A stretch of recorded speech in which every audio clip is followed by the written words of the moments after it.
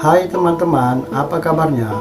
Saya doakan teman-teman dalam keadaan baik-baik saja, sehat selalu dan selalu ditambahkan rezekinya, sehingga dapat melunasi hutang-hutang dan segala cicilan-cicilan yang belum dibayar. Amin. Untuk video ini, saya akan bercerita tentang oknum polisi yang melakukan tindakan kriminal. Mari kita simak dan bahas tentang cerita ini. Gerard John Schaefer lahir pada tanggal 25 Maret 1946 di Wisconsin. Ia adalah anak sulung dari 3 bersaudara. Ia dibesarkan di keluarga yang penuh konflik. Bertahun-tahun kemudian dari hasil wawancara psikiater, ia menyampaikan bahwa ayahnya sebagai pecandu alkohol dan mempunyai tindakan yang kasar. Mungkin ini bibit yang akan mengubah perilakunya ke depan. Pada tahun 1960, keluarga Schaefer telah menetap di Fort Lauderdale. Di tahun 1964, Gerard Schaefer lulus SMA, lalu melanjutkan untuk menggapai gelar sarjananya. Namun 3 tahun kemudian orang tuanya bercerai. Ada beberapa info yang didapat dari keterangan psikiater. Sejak usia dini, Gerard Schaefer telah mengalami banyak gangguan seksual, berfantasi mengikat dirinya di sebuah pohon, bermasturbasi, serta fantasi menyakiti orang lain, khususnya wanita. Bahkan Gerard Schaefer menemukan celana dalam wanita lalu memakainya, dan ia ingin melukai dirinya. Di dalam pengakuan Schaefer, ia menyampaikan telah berkonsultasi kepada psikiater pada tahun 1966, mencari bantuan dari penyimpangan seksual dan fantasi pembunuhannya.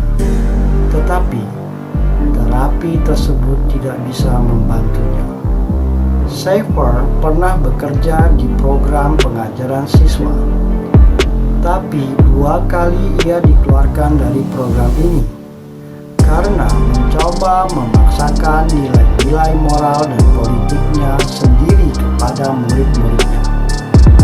Schaefer juga pernah menikah di tahun 1968. Namun pernikahannya dengan Martha Fogg hanya bertahan sampai tahun 1970 karena pasangannya mengajukan gugatan cerai.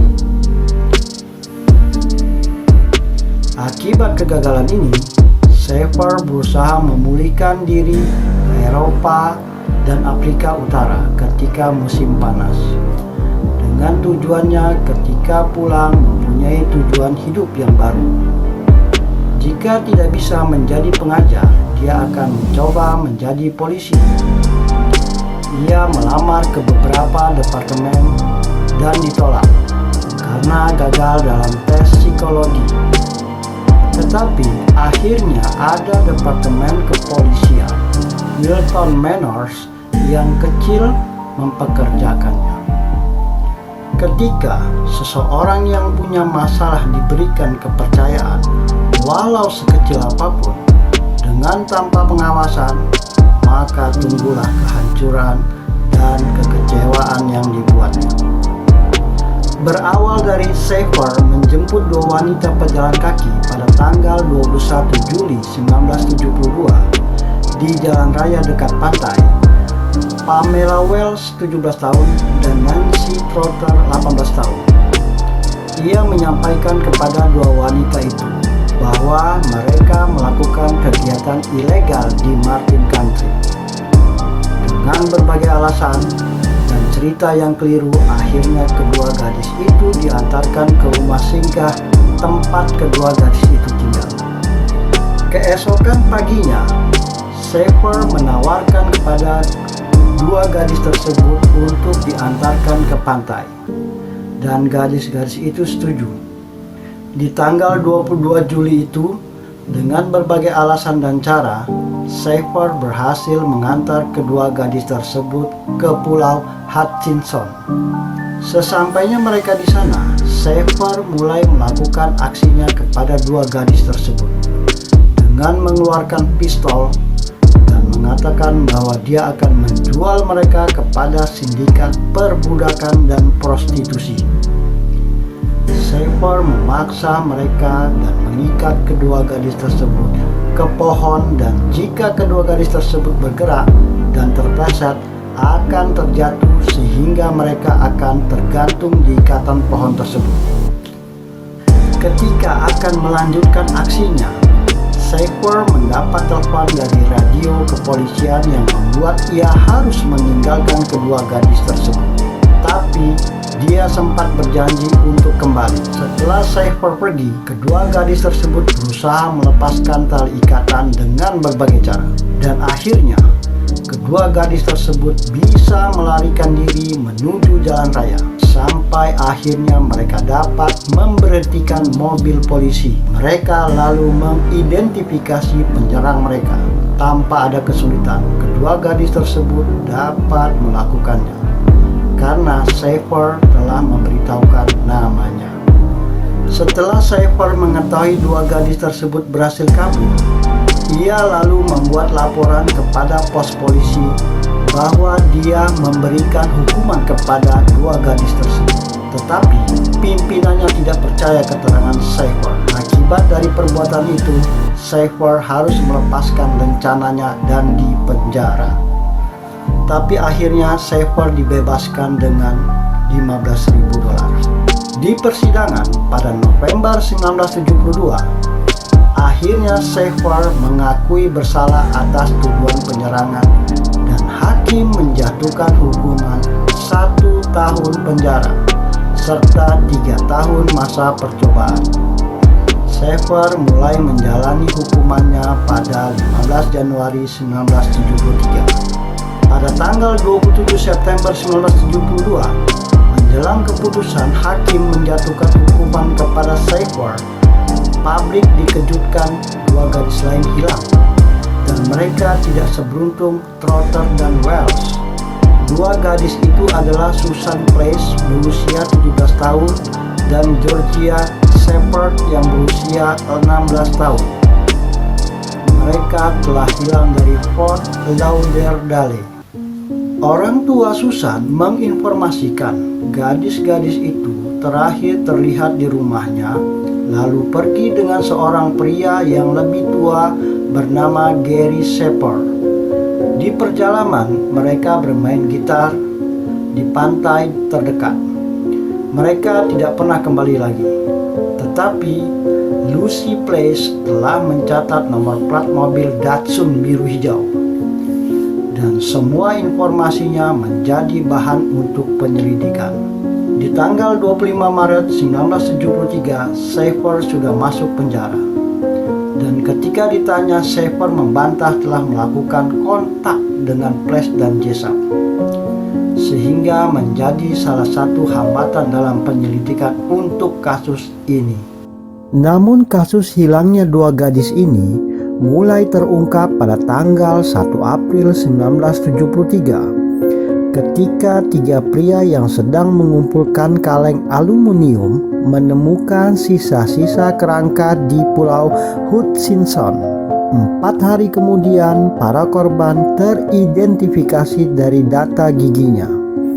Susan Place telah ditembak di rahangnya, dan para detektif menginformasikan bahwa bukti dari TKP menunjukkan bahwa kedua gadis itu diikat di pohon dan disembelih. Berdasarkan semua informasi yang didapatkan pada tanggal 7 April, polisi mempunyai dasar informasi untuk menggeledah rumah ibu Schaefer.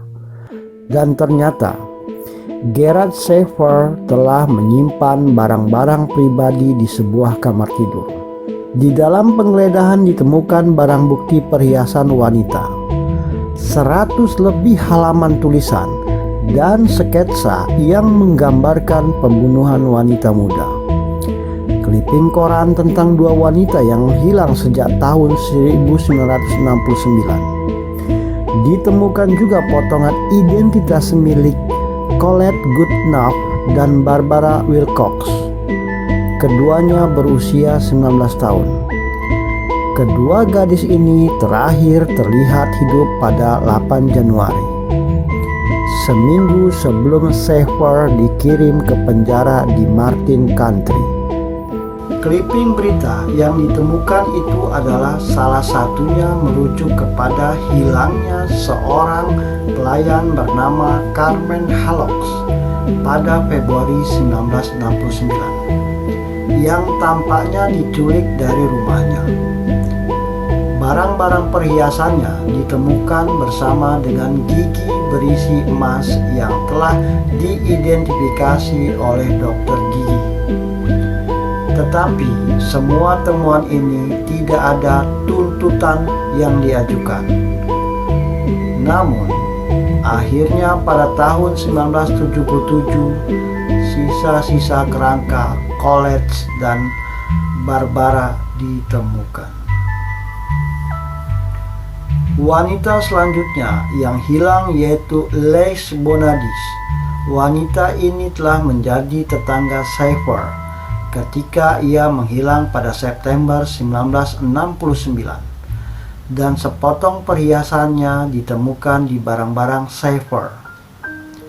Sisa-sisa kerangka wanita ini ditemukan pada tahun 1978. Banyak perhiasan yang mengaitkan Schaeffer, termasuk hilangnya Mary Briscolina yang berusia 14 tahun.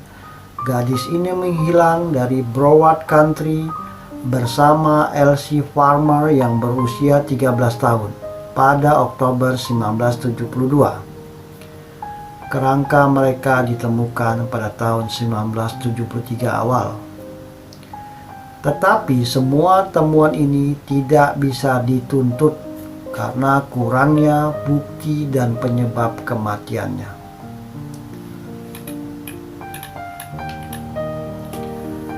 Semua itu karena keberuntungan dan mungkin kepintaran Schaeffer menghilangkan alat dan bukti. Schaeffer hanya menghadapi dakwaan 2 pembunuhan. Didakwa pada tanggal 18 Mei 1973 atas pembunuhan Jessup dan Place. Dia dihukum atas 2 tuduhan pembunuhan tingkat pertama pada Oktober 1973. Dengan hukuman penjara seumur hidup. Pada tanggal 3 Desember 1995, keberuntungan Gerard John Schaeffer menghilang ketika seorang narapidana bernama Vincent Rivera membunuh dia dengan menikam di penjara. Informasinya, Gerard Schaeffer tidak begitu disukai di penjara. Sebelum dia meninggal, ia pernah diserang beberapa kali dan selnya pernah dibakar 2 kali, dan hari ketidakberuntungan dia hilang di tanggal 3 Desember 1995 itu. Sahabat, apa yang bisa kita ambil pelajaran dari dan manfaat dari cerita ini? 1. Jangan mudah dan mau ikut ajakan orang yang baru kita kenal. Apalagi kalau yang ngajak mau menjanjikan sesuatu. Ingat teman-teman, tidak ada yang gratis di dunia ini. Jika ada orang yang mau memberi keuntungan kepada kita dengan cara mudah, wajib kita waspadai dan berpikir kembali untuk menolaknya. Karena kejadian di cerita ini menjelaskan banyaknya korbannya adalah wanita. Mungkin karena bujukan dan rayuan seorang Gerard John Schaeffer, mereka mau ikut, jadi tetaplah waspada. Kedua, jangan memberikan tugas kepada seseorang yang latar belakangnya sudah meragukan. Perhatikan cerita ini. Berawal dari gagalnya Schaeffer dari pengajar karena kelakuannya, ia malah diterima di kepolisian. Padahal tes psikologinya meragukan. Akhirnya ia dengan kepintarannya melakukan dan menyalahgunakan kekuasaan, kepercayaan, dan fasilitas yang telah diberikan kepadanya. Ingat teman-teman, kejahatan tidak terjadi karena ada niat pelaku, tapi karena adanya kesempatan pelaku untuk melakukan niat jahatnya. Niat pelaku dapat dibatalkan karena waktu, tempat, dan suasana yang telah kita antisipasi agar niatnya tidak terlaksana. Jadi, berusahalah hilangkan kesempatan tersebut dengan membatalkan niat pelaku. Terima kasih telah menonton video ini. Semoga bermanfaat.